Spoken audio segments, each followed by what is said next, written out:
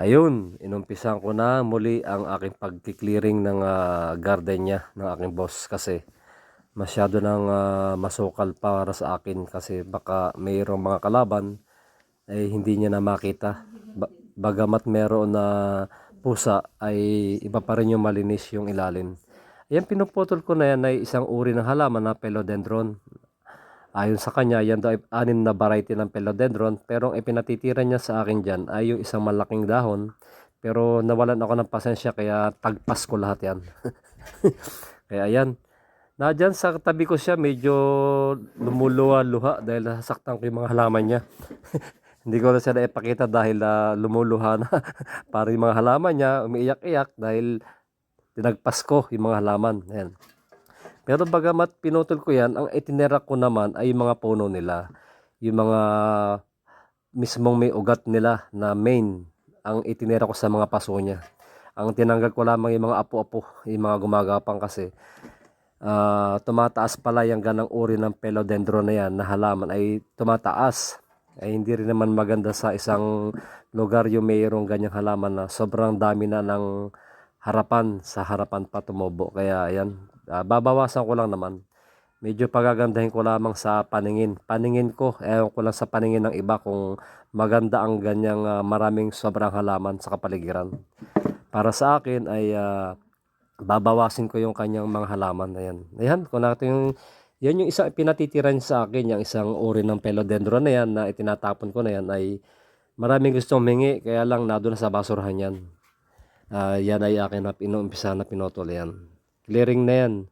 At susunod ko naman yan matapos yan ay ang puputulin ko dyan ay yung kanyang passion fruit dahil ang passion fruit ay maganda rin sa bahay na nagkakaroon ng bunga. Kaya lang ito ay gumagapang kasi yung passion fruit ay masyadong masukal din at mahirap magtanggal kasi yung dahon niya napakarami.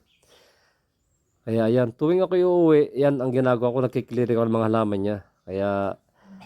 Kaya susunod siguro para wala nang linis-linis, tanggalin ko na lang kaya lahat ng halaman niya para mas linis na lang. Joke lang, joke lang. Masaya lang po yung may-ari niyan na naghahalaman. Kaya yan, wala na siya magawa dahil hawak ko na yung pangtabas ko kaya kundi manood na lang siya habang aking nililinis yung kanya mga halamanan. Ayan. Yan pong nakikita nyo na puno nyug na yan ay kusang tumubo lamang dyan. Dahil yan pong nyug na dyan ay napakaraming bunga at hindi naman po nagagamit. Kaya sa oras na meron po natuto yung nyug ay dyan lang po inilalagay. So yan pong isa na yan ay natira. At hindi ko na pinatanggal sa kanya dahil yan po ay in the future po ay mga 5 years to 6 years ay magbubunga rin yan na gaya ng tanim ko na ilang taon ay nagbunga na. Napapakinabangan. So ayan po ay hindi ko na pinatanggal sa kanya. Lagyan na lamang niya ng guide para wag lang bumagsak. Ayan. Medyo nalilinis na. Ako'y pagod na dyan dahil marami na akong nagawa pero continuous pa rin dahil sa kailangang malinis to. Bago pa umalis uli ay kailangan malinis ko yung kanyang bakuran. Ayan. Mahal po ang upa niya, mahal po ang sahod ko diyan kasi per day ko diyan. Kaya lang ang problema diyan wala akong merienda, yun lang. Sa boss ko hindi nagmarunong magpamerienda kasi yan. Kuripot, bakil, imot. Yung boss ko imot kasi. Kaya po, ayan, kahit pagod na ako ay kahit tubig ayaw niya magpainom, malupit. Ayan, mahirap linisin kasi ang halaman na yan. 2 sako po yung tinanggal ko na yan. Yan mga philodendron na yan ay 2 sako. Sabi po ng boss ko ay yan daw po ay kapag itinapon ko doon sa kabilang lote namin, ay pwede maging problema pa namin dahil yan daw po ay gagapang at gagapang kapag sumayad doon sa lupa at naulanan ay gagapang. Parang kangkong. Pag itinapon ay kusang gumagapang algaya ng talbos ng kamote. Kaya yan ay may dumadaang basurero na truck ay doon dapat ilalagay. Ayaw niya ipatapon doon sa isang lote. Ayan, malapit na matapos yan. Malapit na rin niyang umiyak. Ayan, dahil maubos na yung halaman niya. Ayan, yan na po yung may puno na isa, yung tinachap ko na yon. Yung po yan na isang puno na natabunan na sa dami ng 6 na variety daw yan. Kaya 6 na paso na nagsama-sama sa isang lugar. Kaya ganun naging kasukal yung kanyang halamanan. Hindi ko rin naman siya masisi dahil yun lang naman pinagkakalibangan niya. Pag naupo na, nakakatulog na sa upuan. Kaya ayun, medyo lumalaki. Kaya ng halaman niya lumalaki na. Ayan, malapit na po maklear. Maklear yung aking halaman na yan. Ayan. Susunod naman dyan ay yung passion fruit na aking babanatan dyan. Para malinis na yung ating malinis na yung bakuran natin. At marami pa akong gagawin dyan sa mga susunod na araw. Magagawa pa tayo ng plant rock. Plant rock niya ay marami pa akong dapat gawin dyan sa compound na yan. Para lamang maayos ang kanyang plant garden. Ayan. Kaya po ayan, medyo napagod. Teka, nahuhubo yung pantalon ko dyan dahil wala pantrabaho. Yan po yung ginagamit ko ay yan po pantrabaho ni last year pa yan na pantrabaho ko lang. Pang dyan lang po yan sa bahay. Maging pintura, maging welding, mag-welding ako, iyan po lang ang ginagamit ko. Ayan. Kaya ayan, malilinis ko na yung kanyang garden sa loob ng ilang minuto ay clear na. Ayan.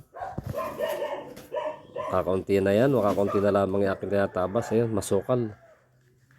Baka kasi bigla may sumulpot niya na gumagalaw ay ako magitla. Kasi sabi nila, meron daw sila dyan nakita na isang uri na nilalang. Nilalang na pwedeng kumagat. Pero hindi naman daw po yun, yun daw, yun daw po ay isang uri ng ahas na yung talaga sa bahay meron. Ayan.